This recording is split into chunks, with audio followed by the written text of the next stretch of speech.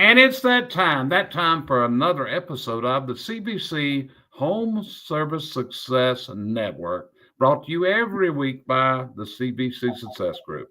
And why do we do this? Hopefully to share an idea, a concept, a process, something that may just help you get to that final destination you're looking for, to that dream destinations out there. So today, we're actually going to talk about something that we've talked about before, because a lot of people are not using this tool effectively. They're just not using it. And you can call it a lot of different things. You can call it a morning meeting. You can call it a power meeting. Tommy Mello calls it a Mojo meeting, a morning Mojo meeting. But it's where you get your troops all together, and it's a culture building time. It's a waste reduction time, but you got to prepare for it. You just don't walk in there completely unprepared. The people that do morning meetings effectively, they have an agenda for each and every one. They just don't pull it out. They just don't pull it out once they walk in and say, hey guys, what you want to talk about today? It's a great process for tracking waste. It's a great process for building culture. And it's a great process to throw a little bit of training in every single day.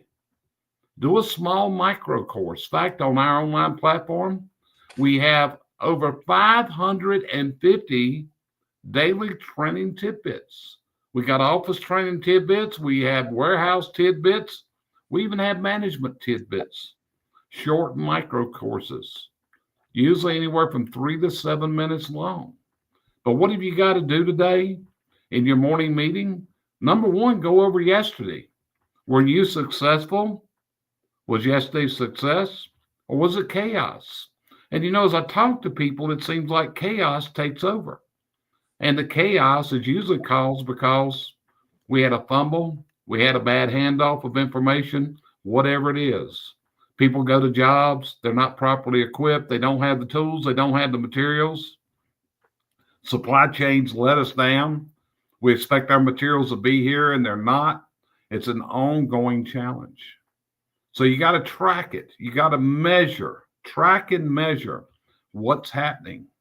It can give you what you need to do tomorrow that's going to make a difference. Think about that. What's the one thing you could do today that would make the biggest difference on your next work day? Because as we're broadcasting, it's a Friday. A lot of you aren't going to be working on Saturday and Sunday. That's why I said the next work day. So Cheryl, you've heard me talk about morning meetings. We've done past episodes on this. It's part of a lean process. I got this from watching my buddy Charlie Quayle many years ago, went down to Chimneys Plus, filmed them actually doing a morning meeting, very effective. I shared the process. It came from a guy named Bob Arbel, who has a lean background that's helped a lot of companies. So Cheryl, what's your thought on the morning meeting process? I think it's a super process. I do see the biggest loophole in it is that people tend to go on and on and on, and they turn into 15, 20, 30-minute sessions. And that's not what the morning meeting is for. The morning meeting, like you say, is very rigid. It follows certain procedures. It goes down so you can quit. I would say at the max, a morning meeting should not last more than 10 minutes, because that's what I hear from employees when they say, I hate the morning meetings because they take up a half an hour of my work time. Yep, it is. It's a very real thing because you can't drone on and on. People want to get out, they want to get their work done, but at the same time, it's a great way to start every single day, to go through, to build culture, share what's happening in the company. A lot of people don't know what's going on. Josh, what's your feeling on morning meetings? And did you use them whenever you ran Tri-County? We usually had one a week, not every morning. I like to review them for quality.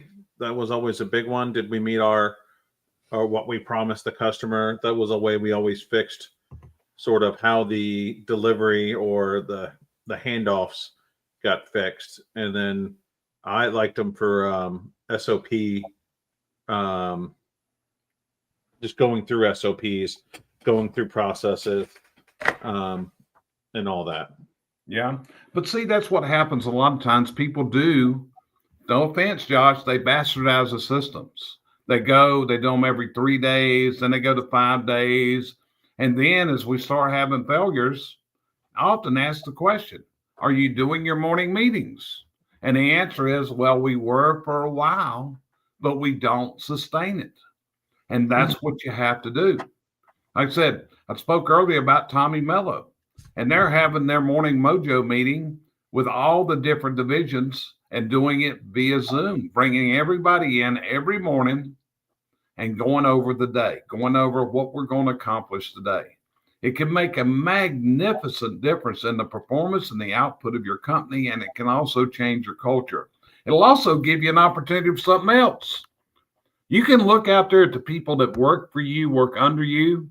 You're going to be able to see by the body language who's really not paying attention.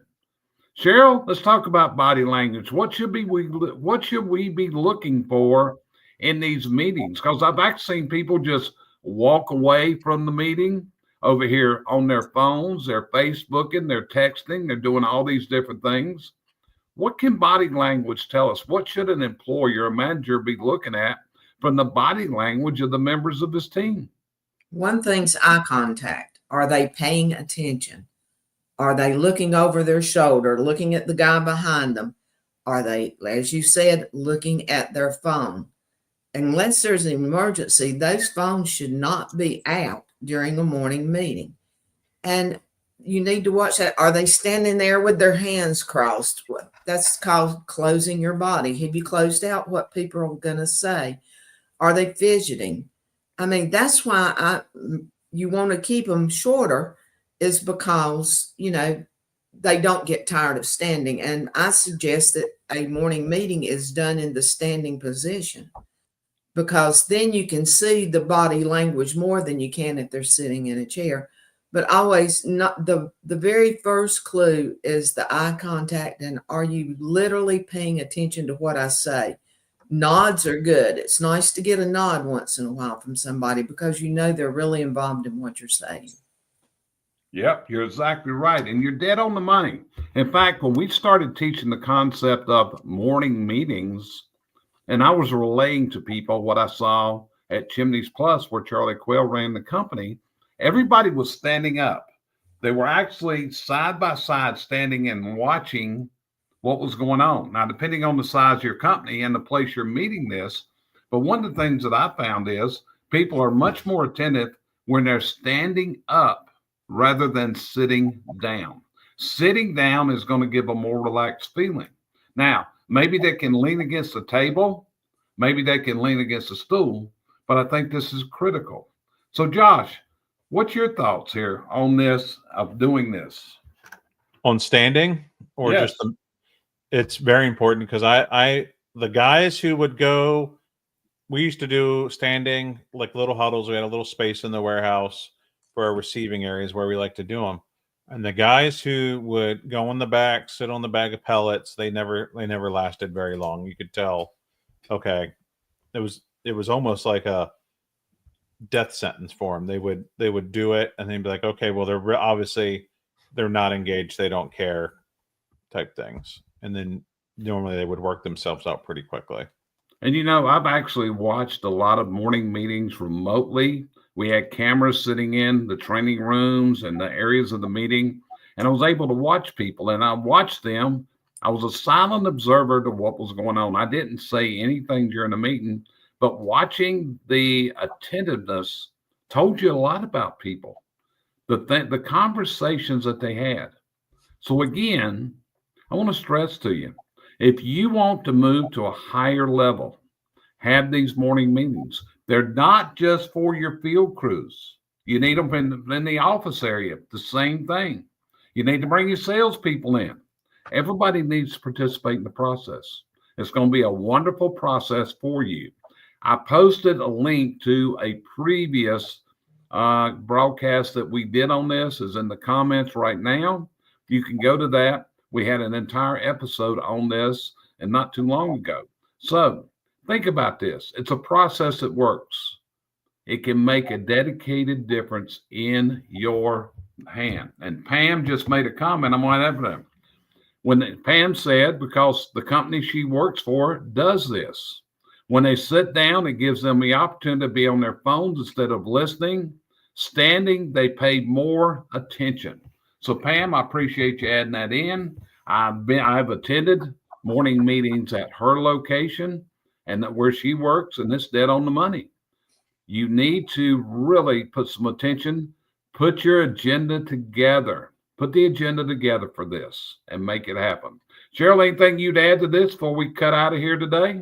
The only thing I would add is if it's something you haven't done before, bring your people in and you can sit them down to tell them this, but explain to them what a morning meeting is and what it's for, instead of just starting it and then them getting the why are we doing this? Because I think sometimes the employees may not in the very beginning exactly know what it's for and how it'll benefit. That's good. Josh, anything you'd add into this? Well, I know one of the things that Charlie said was they had a different topic every day type thing. There was a few main topics every day, but that always got covered, like safety and how the day go. But like, you don't sit there and read SOPs every day. You have maybe you have a fun day. I know Brandy's super good on gamification. Spin the wheel. Did you hit your sales goal? And also be reporting back to them on numbers and things like that. That's where support staff is great. If you have an accountant on staff, someone that can report back to you about job costing, things that can get back to the guys. Did we hit our numbers this week? Are we over? Did we meet our quality? Did we get all our installs done on time? If not, why? Just a few of the good ones. Did we have something because we lack training, the materials? But those are just, did we have any complaints this week? I remember that was one. He had a day just for if we had complaints this week or callbacks. What happened? What can we review? Yeah. So those are some of the things I had. Okay, that's fantastic. So I went over this in my book, Where Did the Profit Go? I talked about it there, but here's something for you. If you want to know the process of how to build a morning meeting, you've got my email address right in front of you. Send me an email. I will send you an SOP of how to do a morning meeting, the things to go over, like Josh talked about. How was your deliveries yesterday? How was your quality? But I also want to make this, it's also a time of celebration. Make it a big thing. You got a guy that just completed a course, just got certified. Hey, it's a great time to celebrate the victories in your company. Get everybody together, make a plan, set an agenda, and make it happen. It will make a dedicated difference in your culture, your waste, and your sales. That's what it's all about. It'll be a big morale builder for you if you do it right. It's up to you. You're the leader of the company.